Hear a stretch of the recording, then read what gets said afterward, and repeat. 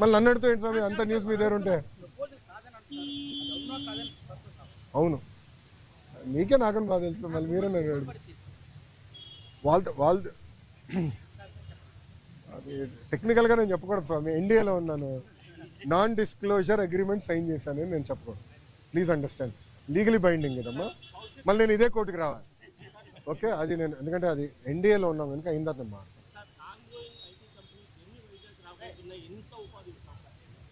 అన్నా నా అంచనా ప్రకారం 5 సంవత్సరాల్లో కనీసం 5 లక్షల మంది ఐటీ రంగంలో వైజాగ్లో ఉద్యోగాలు కల్పిస్తాం. 5 లక్షలు. ఎందుకంటే నేను ఓపెన్గా చెప్తున్నా, 2014 నుంచి 2014 నుంచి 19 వరకు ఒక రెసిస్టెన్స్ ఉండే, ఎందుకో కానీ నేను ఎంత ట్రై చేసినా అంత ఈజీగా వచ్చేవారు కాదు. కానీ ఈసారి చాలా పాజిటివ్గా రెస్పాండ్ అవుతున్నారు. లేదు చేయాలి, ఆంధ్ర రాష్ట్రంలో మేము అనుకున్నంత స్థాయిలో మేము ఈనాడు పెట్టుబడులు పెట్టలేదని విప్రో, ఇంక్లూడింగ్ విప్రో రిషబ్ ప్రేమ్జీతో కూడా నేను మాట్లాడాను, వాళ్ళతో కూడా డిస్కషన్ చేశాను. సో అందరు కూడా ఇప్పుడు ఎక్స్పాన్షన్ మోడ్లో ఉన్నారు. లేదు ఎట్టి పరిస్థితుల్లో వైజాగ్లో చేయాలని తప్పంతో ఉన్నారు. నేను అనుకుంటా కనీసం 5 లక్షల మందికైనా చేయగలుగుతాను.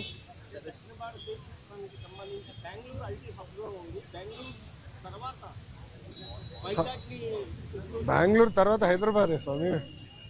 ఇప్పుడు ఓపెన్గా మాట్లాడుకుంటే బెంగళూరు ఐటీ రంగంలో బెంగళూరు నెంబర్ 1, దాని తర్వాత వైజాగ్, దాని తర్వాత చెన్నై కూడా ఉంది. మన ప్రభుత్వ ఆలోచన ఏంటంటే ఇప్పుడు ఐటీ రంగంలో కొత్తవి వచ్చినాయి. ఇప్పుడు డీప్ టెక్నాలజీ, మనకి బిగ్ డేటా, మనకి ఆర్టిఫిషియల్ ఇంటెలిజెన్స్ ఇవన్నీ వచ్చినాయి. అవన్నీ వాడి మనం లీప్ ఫ్రాగ్ చేయాలనేది మనం ఒక లక్ష్యంగా పెట్టుకున్నాం. దాంట్లో భాగంగా డేటా సిటీ ఒకటి డిస్కస్ చేసాము, కాగ్నిసెంట్ వాళ్ళతో మాట్లాడాము, టీసీఎస్ వాళ్ళు వచ్చేసారు, ఇన్ఫోసిస్ వాళ్ళు క్యాంపస్ ఎత్తుకుతున్నారు, దాని తర్వాత విప్రోలో ఎక్స్పాండ్ చేస్తాం అనుకుంటున్నారు. ఇట్లా టాప్ 100 కంపెనీస్తో మేము డిస్కషన్ చేస్తాం. అది ఒక భాగం. రెండోది జీసీసీ, గ్లోబల్ కేపబిలిటీ సెంటర్ అని పెట్టారు. అదేంటంటే ఫార్చ్యూన్ 2000 కంపెనీస్ ఉంటాయి. అంటే మనం జనరల్గా ఫార్చ్యూన్ 500 అంటాం, అంటే పెద్ద కంపెనీ. దాని కింద ఉంటాయి అంటే $200 మిలియన్ $300 మిలియన్ రెవెన్యూ ఉన్న కంపెనీలు కూడా ఉంటాయి. అంటే 2,500 కోట్ల నుంచి 3,000 కోట్ల రెవెన్యూ కంపెనీ ఉంటాయి. వాళ్ళందరూ కూడా భారతదేశంలో ఒక డెవలప్మెంట్ సెంటర్ పెట్టాలనుకుంటారు. దాన్ని జీసీసీ అంటారు. ఆ జీసీసీ కూడా డైరెక్ట్గా వాళ్ళు పెట్టుకుని ఏం చేస్తారంటే కాగ్నిసెంట్ అన్నో ఏఎన్ఎస్ఆర్ లాంటి సంస్థలతో వాళ్ళు మాట్లాడి మీరు పెట్టండి, మీ దగ్గర మేము కొంటామండి. సో వాళ్ళతో కూడా మేము టచ్లోకి వెళ్ళి వాళ్ళు కూడా మీరు జీసీసీ పెట్టండి, భూములు నేను చౌకగా ఇస్తా. నేను ఏ స్థాయికి వెళ్ళానంటే మీ అందరికి ఐడియా, మొదటి 500 ఐటీ కంపెనీలకి భారతదేశంలోనే ఎవరిని ఇవ్వని విధంగా అతి తక్కువ ధరకి భూమి ఇస్తాను నేను హామీ ఇచ్చా. అతి తక్కువ ధర ఫస్ట్ కేటాయింపు అయిన తర్వాత మీరు ఆశ్చర్యపోతారు. నేను కమిట్మెంట్ ఇచ్చాడు డావోస్లో మొదటి 500 కంపెనీలు. ఇది ఎందుకు చెప్తున్నానంటే విశాఖపట్నాన్ని తీసుకురాండి. ఒక పక్కన మనకి టాలెంట్ ఉంది, దాంట్లో ఎలాంటి సందేహం లేదు. బట్ కంపెనీలు కూడా తీసుకురావాలంటే భూములు కానివ్వండి, ఎక్కువ సిస్టమ్ అని ఏర్పాటు చేయాల్సిన అవసరం, అది చేశాం. గతంలో హెచ్సిఎల్ కూడా నేను అట్టనే ఇచ్చాను. చాలామంది ఎగతాలు చేశారు. కానీ ఈరోజు వెళ్ళి మీరు చూడండి, విజయవాడలో హెచ్సిఎల్ ఎక్స్పాండ్ చేస్తున్నారు. ఇప్పటికే 4,000 మంది పనిచేస్తున్నారు, అది ఎక్స్పాండ్ చేస్తున్నారు. అదే ఆనాడు మేము వేసిన ఇత్తనం. విశాఖపట్నంలో పెద్ద ఎత్తున ఐటీ పరిశ్రమలు వస్తాయి. Mark my words, date time stamp కూడా చేసుకోండి. వాళ్ళు ఆపమంటున్నారు, మీరేం ప్రశ్నలు అడుగుతున్నారు. మీకెండ మీకు బాగా చోట్ల సరిపోతుందా? నాకు పర్లేదు, నాకు అలవాటే కదా, పాదయాత్రలో నడిచే కదా ఆగి ఉంది.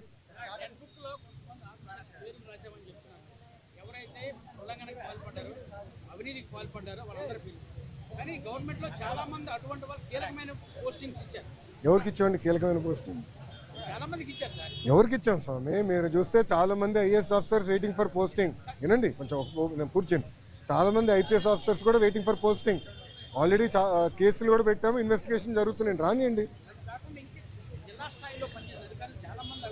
1 by 1 చేయలేండి సార్. మీకు సిస్టమేటిక్. ఇది కక్ష సాధింపు కాదు, చట్టం ప్రకారం నేను వెళ్ళాలి. Let me do my duty అమ్మా.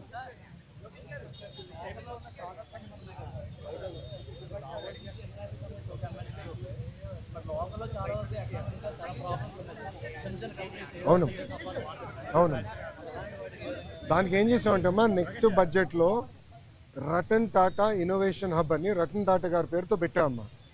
దానికి ఒక ఎకో సిస్టమ్ క్రియేట్ చేయాలి, దానికి ఒక పాలసీ మేము తీసుకొస్తాం. నెక్స్ట్ బడ్జెట్లో పెట్టి ఏప్రిల్ నుంచి మేము సీట్ చేస్తాం. సో డబ్బులు కేటాయింపులు కానీ అన్నీ చేసే బస్సు మేము తీసుకుంటాం. ఓకే సార్, సారీ అవును సార్. ఉమ్మడి విశాఖ సంబంధించి కూడా తుని పాక్రోపేటలో కూడా ల్యాండ్ ఎంతవరకు వస్తుంది ఒకవేళ షార్ట్ అయితే మంచి పాయింట్ నేను మాట్లాడతాను సార్. ఇప్పుడు పాక్రోపేట తుని ప్రాంతంలో ఎయిర్పోర్ట్ గురించి వాస్తవంగా అది ఒకసారి నేను రాముతో మాట్లాడి, మళ్ళీ రాము అంటే వైకాపాలు ఏడుస్తున్నారంటే మధ్యన. మొన్న రాము అంటేనే ఏడ్చారు ఏంటో నాకు అర్థంలే. రాముని రాము కాకపోతే ఏమనాలి, రాముడు మంచి బాలుడు అనాలా ఏంటి? సో రాముతో నేను మాట్లాడి వెల్కమ్ బ్యాక్ అమ్మా, కొంచెం టైం లేదు. అది కాదు విచిత్రం అంటే చెప్తాను. ఈరోజు మీరు ఎవరు విశాఖ స్టీల్ ప్లాంట్ గురించి అడగల. మొన్నటి వరకు ఒక్క నిమిషం ఆగండి అమ్మా, ఒక్క నిమిషం ఆగండి. మీడియా మిత్రుల్లో ఎప్పుడు అడిగినా విశాఖ స్టీల్ ప్లాంట్ అని ఫస్ట్ బుల్లెట్ నాలో దింపేవారు. నేను ఆనాడు ఏం చెప్పాను? ప్రైవేటీకరణ జరగనీయము, అవ్వదు, మార్క్ మై వర్డ్స్ అని చెప్పా. ఈరోజు కట్టుబడి ఉన్నా స్వామి, మేము కట్టుబడి ఉన్నాం. ఎన్డీఏ ప్రభుత్వం ప్రజల దయవల, ఇదేదో మేము మా గొప్పతనం కాదు, ప్రజలు అద్భుతమైన మ్యాండేట్ ఎన్డీఏకి ఇచ్చింది కనుక ఈరోజు మేము మాట్లాడగలుగుతున్నాం. భారతదేశంలో అనేక ఉక్కు ఫ్యాక్టరీలు ప్రైవేటీకరణ జరుగుతుంటే కేవలం ఒక విశాఖ ఉక్కు కాపాడుకోగలం. దానికి కారణం మీరు ప్రజలు మాకు ఇచ్చిన మ్యాండేట్.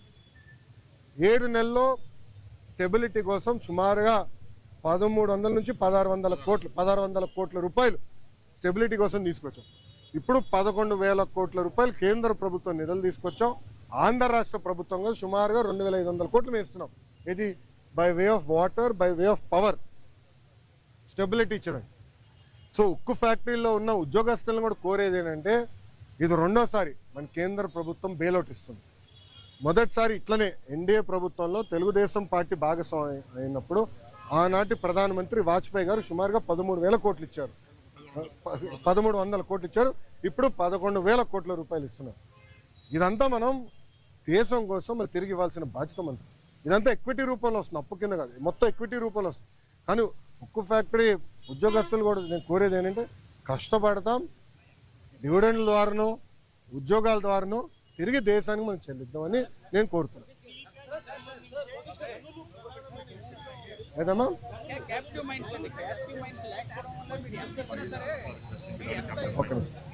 అన్న ఒక్క నిమిషం.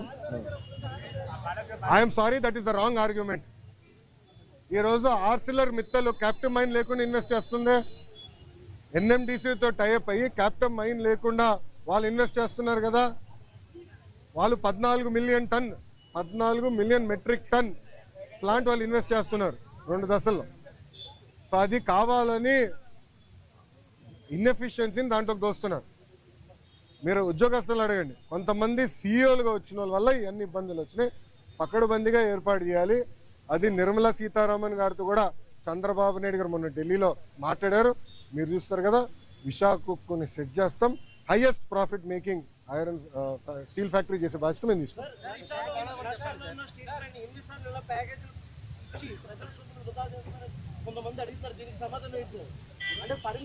విచిత్రం ఏంటంటే చేయకపోతే ఏమో ప్రైవేటీకరణ అని మీరే అడుగుతారు, ఇస్తే ఏమో ప్రజల డబ్బు వృధా చేస్తాను అన్న. ఒక మాట, విశాఖ ఉక్కుకి చాలా ఎమోషనల్ అటాచ్మెంట్ ఉంది ఆంధ్ర రాష్ట్ర ప్రజలకు. ఆనాడు విశాఖ ఉక్కు ఆంధ్రుల హక్కు అని ఎంతోమంది త్యాగాలతో విశాఖ ఉక్కు ఏర్పడింది.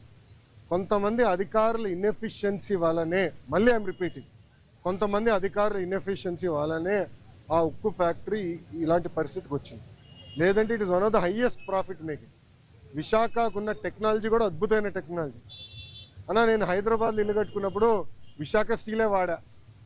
ఇప్పుడు అమరావతిలో ఇల్లు కట్టబోతున్నా, విశాఖ స్టీలే వాడతా. ఎందుకంటే నాకు నమ్మకం ఉంది ఆ స్టీల్ మీద. క్వాలిటీ, ఒక్క నిమిషం వినండి కూర్చోండి, క్వాలిటీ పైన నాకు నమ్మకం. అంటే అంత మంచి టెక్నాలజీ ఉంది విశాఖ.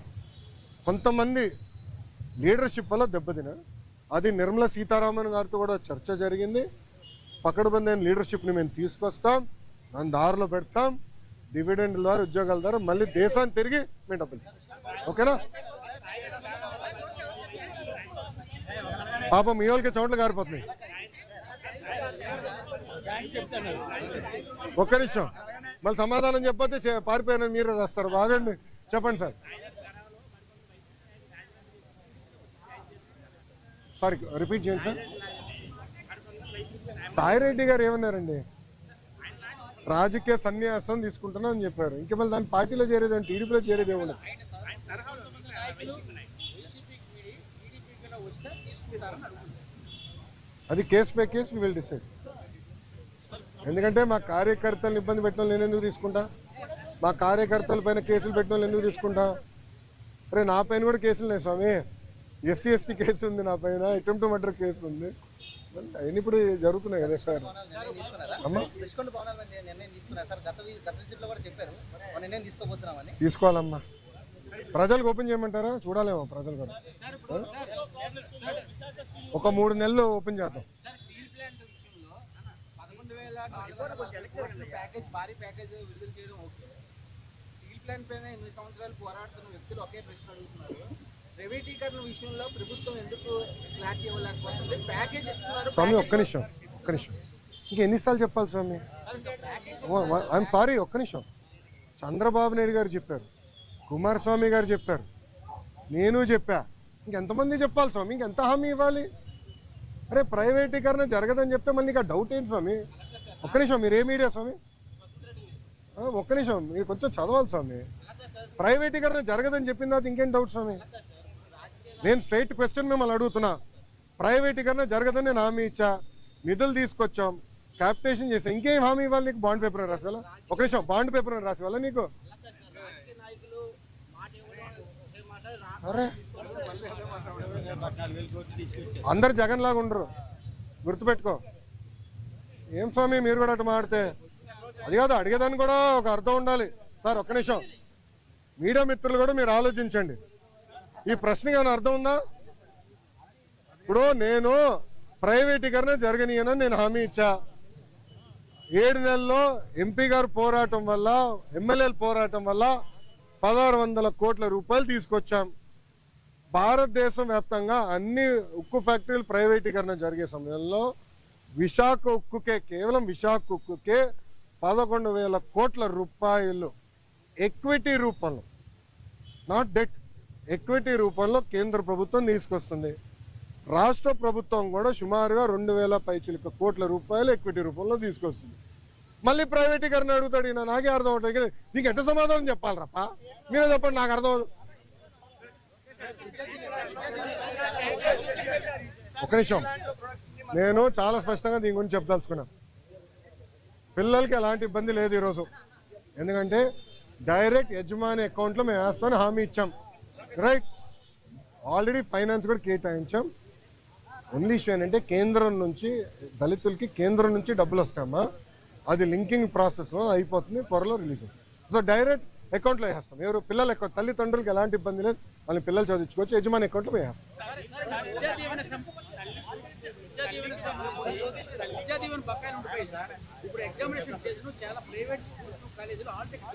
ఒక నిమిషం, ఎవరు ఇవ్వట్లేదు నాకు చెప్పండి, కఠినంగా యాక్షన్ తీసుకుంటా.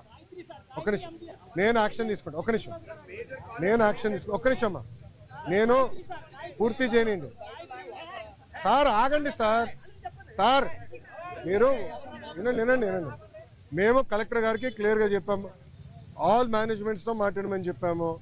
ఎవరినట్టు చేస్తే కఠినంగా మేము యాక్షన్ తీసుకుంటాం, దాంట్లో ఎలాంటి సందేహం లేదు. పిల్లలు ఆగే ఎగ్జామ్ రాసుకోవచ్చు, డైరెక్ట్గా కాలేజ్ అకౌంట్లో డబ్బులు వేసే బాధ్యత మాది. ఓకేనా? ఇప్పుడు ఒక నిమిషం, గత ప్రభుత్వం, ఒక నిమిషం చప్పట్లు కొట్టే మనలో, గత ప్రభుత్వం సుమారుగా 3,000 కోట్ల రూపాయలు బకాయిలు పెట్టిపోయింది. ఎందుకు పెట్టారో వాళ్ళని అడగండి, కోడిగుడ్డుని అడగండి ఒకసారి, ఎందుకు బకాయిలు పెట్టిపోయినాడు. 3,000 కోట్ల రూపాయలు మేము కట్టాల్సిన అవసరం, కడతాం, టైం పడుతుంది. ఇంకా ముందర ఇయర్ రెగ్యులరైజ్ చేయాలి, బకాయిలు కూడా ఫేజ్డ్ మేనర్గా మేము చెల్లిస్తాం. ఓకేమా?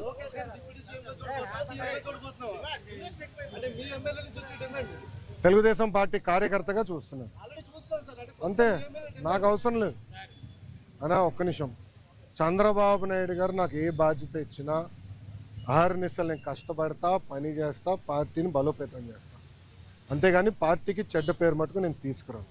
మీరు చూశారు, పాదయాత్రకి వెళ్ళా, నా వల్ల పార్టీకి ఏనాడు ఒక ఇబ్బంది కలగదు. నేను ఒక క్రమశిక్షణతో పార్టీ నాకు ఇచ్చిన ప్రతి బాధ్యత నేను నెరవేరుస్తాను, కట్టుబడి ఉన్నా. కొత్త కమిటీల్లో నేను కూడా ఒక చర్చ చేస్తున్నా, రేపు పాలిట్ బ్యూరోలో డిస్కస్ చేస్తున్నా.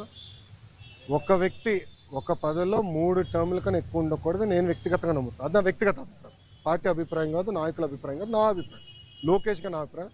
నేను కూడా ఈసారి నేషనల్ జనరల్ సెక్రటరీగా ఉండకూడదని నేను భావిస్తాను.